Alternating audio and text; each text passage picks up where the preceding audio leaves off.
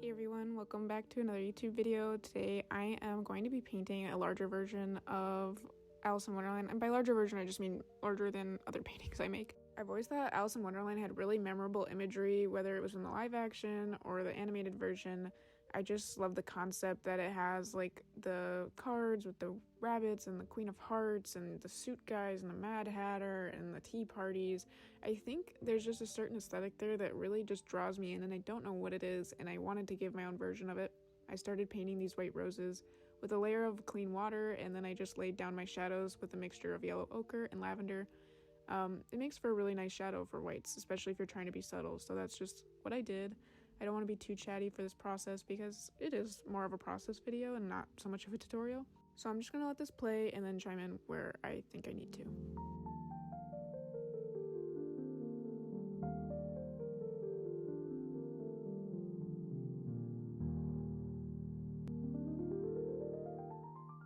For the red roses, I used vermilion red. I've always really loved the vibrancy of the shade, and I used wet and dry technique to lay down a flat wash first, and then now I'm just using another layer of the same color to lay down where I think the shadows are, and this is mainly to map them out so that when I go in to deepen them with this alizarin crimson, I know where, the darkest areas are, and then also since it's still wet underneath, it'll just kind of blend super nicely.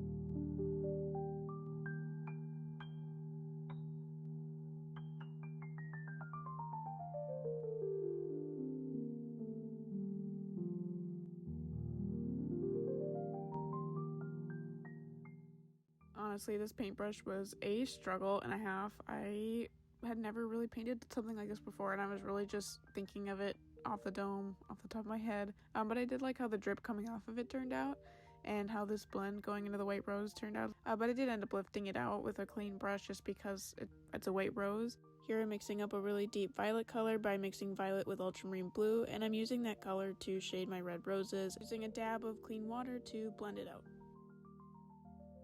When I started painting the leaves, my main focus was to kind of make them look witchy-ish, if that makes sense, like really crumply and have jagged edges. And I also went around and kind of outlined everything. I outlined all the leaves and the roses with this really thin outline, and I've been doing that recently in my paintings just to kind of add almost like a storybook illustrative element to them. And here I'm just returning back to this beloved paintbrush that I gave up on earlier. Now I'm painting the handle and carefully painting around her little fingers because she is got a little chubby hand. And for this, I'm using black. I also have started using indigo or black, really, really dark shades in the darkest areas, again, because I think it adds more of like an illustrative element to it, which I enjoy, especially for a piece like this where it's around a book. Now I'm just using wet and wet technique to lay down the base layer for her hair. I laid down a layer of clean water, and I'm using yellow ochre mixed with Van Dyke brown, and I am just, I don't know, I'm laying it down, and I'm doing the same thing for the arms. I put down a layer of water, and then I use vermilion and Hansa yellow light mixed together to create this light peachy tone. And again, this is just the first layer. I go around with the wet on wet layer around all my sections to begin with, just so I get an idea of how the picture is going to look, and then I'll start adding in more contrast, more depth, more color, more detail, etc. And also it just kind of makes the job easier. When you have all your layers down, you can kind of get an idea of what needs more work, maybe even what you'd like to keep soft and what you'd like to put more detail in, and you can make more decisions that way. I like having this like little blueprint that the wet and wet layer provides. And then when I do my details, everything is a lot clearer and I don't make as many mistakes. I love painting wood. Wood is one of my favorite textures to paint just because there's really no rules for it. I just kind of swish my brush back and forth with varying depth of colors. Oh my gosh, that sounded so jumbled, but I hope you guys get what I mean. I just use a bunch of different types of browns and varying darknesses to try and get that variation in the wood. And then when it came to these rusted metal pieces, I did a wet on dry layer just to keep it dark. And also I kind of like the texture it creates sometimes when I mess up in these areas just because it is supposed to be rusted and that texture makes it more realistic, if anything. And because it is rusted, I'm using a mixture of dark browns, kind of like a black so it grays out a little bit, mixed with burnt siennas and pyrrole red. I'm even putting in this area right here because it is supposed to be warm and rust red.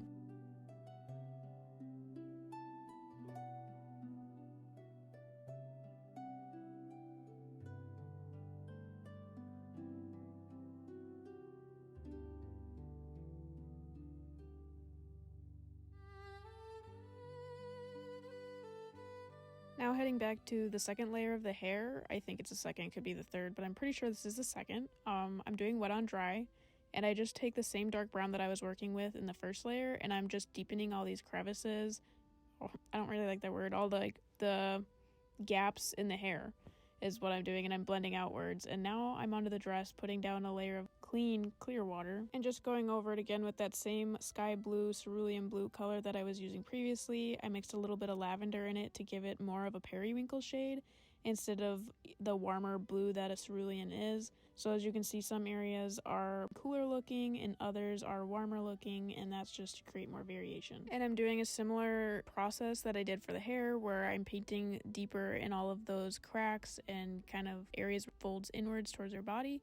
And then I'm using a clean brush that's only slightly damp to blend out any harsh edges that I see so that this dress looks very soft and fluffy and whimsical. I just continue going around doing my wet and dry layer now on top of the previous wet and wet layer. Now that it's dry, I just lay down the darkest color that I see, which was on her elbow, and then I took a clean brush that's a little damp and I just blend out all the dark colors. So there I just laid a darker color, laying it, still kind of dragging it there. Now I'm going to lay down this dark blue color, and then I'm going to clean off my brush a little bit, and I'm going to blend it out and drag it, just like that. I had her wearing these little Mary Jane SpongeBob shoes, which I did a wet and wet layer for. As you can see, the pigment is spreading around, and I think that wet and wet just works really good for Mary Jane shoes specifically because those soft highlights or even strong highlights that can be created from that like shiny leather that they're made out of, it just really bodes well for this technique. I don't know, I've always had success with it, so I continue to do it. And I'm painting her other shoe behind there and also making sure to get the strap as well. Her feet do look a little bit twisted up, but to me, I did that on purpose because I feel like that's just kind of how little kids can stand sometimes, especially if they're really interested in what they're doing. Now I'm moving on to my favorite part of this entire painting. I often leave my favorite part to paint for last just because it gives me something to look forward to. I'm moving very quickly on it because he's a small little guy. I'm going with wet and dry because he is a small little guy, and I'm just filling in these sections with the colors that are going to serve as the base layer for each of these sections. So I wanted his undershirt to be red and wanted him to have like a blue collar. I'm like loosely basing this off of the live action, kind of mixed a little bit with the animated version. I believe in the live action he's like a lot skinnier and anxious, and that's kind of the vibe I was going for this one, while also keeping the very classic red, blue, black, white color scheme that the original animated version had. And just like when I painted the white roses, white is never white. I used mixes of cerulean and sepia, lemon yellow. I threw some, I'm pretty sure some diluted reds in there as like a pink. There you see me doing green because I'm going to paint the grass, and I wanted the grass to reflect onto the white fur as I feel like it would in real life. So just all of these things I'm keeping in mind as I'm painting the fur and how he's standing, because the unfortunate thing about white is that it does pick up pretty much colors from anything it's around. And so having that situational awareness when you're painting it, like I had to adjust multiple times. But since it's white, it was really easy to adjust because I didn't have dark colors to try and paint over.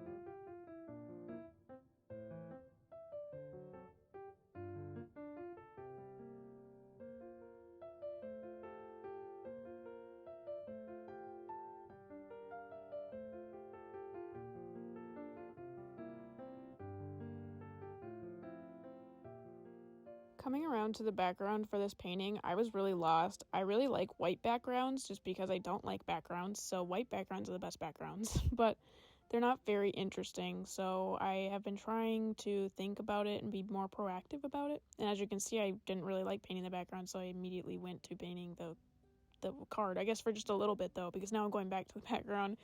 I had to get a break, I guess. I wanted there to be this giant hedge behind her like there is in all the movies. In the Red Queen's courtyard, she has these giant hedges, and I wanted to make sure to include it, so I'm painting the background a darker green color than I am the grass to signify that it is like a vertical structure and it is not the same thing as the grass. So I'm working very quickly because, as you can see, I chose to do wet on dry, which will make this difficult because as I continue to paint, the areas that I painted first will dry, and if I need to continue that area. So that's why I'm kind of trying to work in this small section between her body and the tree here and just fill it all out. Because if I try to take on the area on the other side of her body where it's really open, anywhere where that paint's continuing and I need to take a break to like get more paint on my brush or etc., the paint's going to start drying, and then I get these irregular textures because now I'm adding a wet brush with new paint back to a half dry painting. The physics of watercolor can be very confusing if you're not very familiar with watercolor. I'll just say that.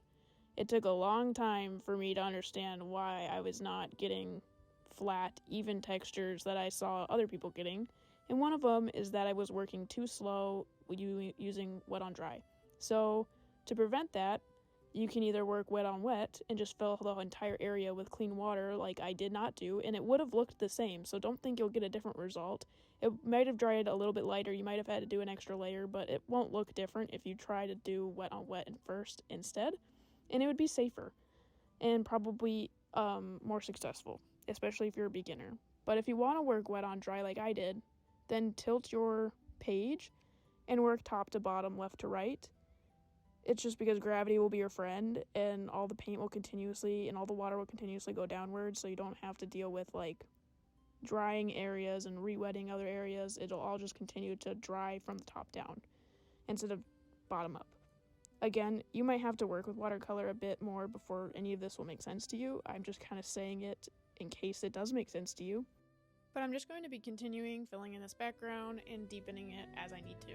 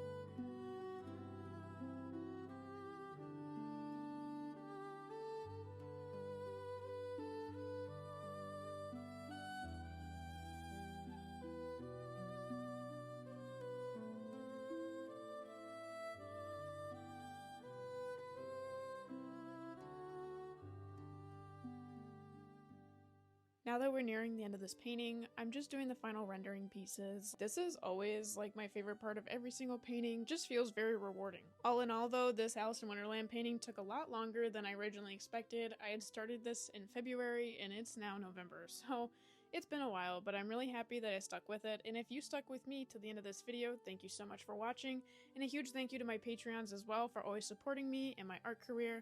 If you'd like to see more content, you can click the link in my bio to go join my page. We do monthly painting challenges and extra tutorials and tips over there. But yeah, that's it for this video. If you liked it, feel free to subscribe and like the video, and I'll see you in the next one.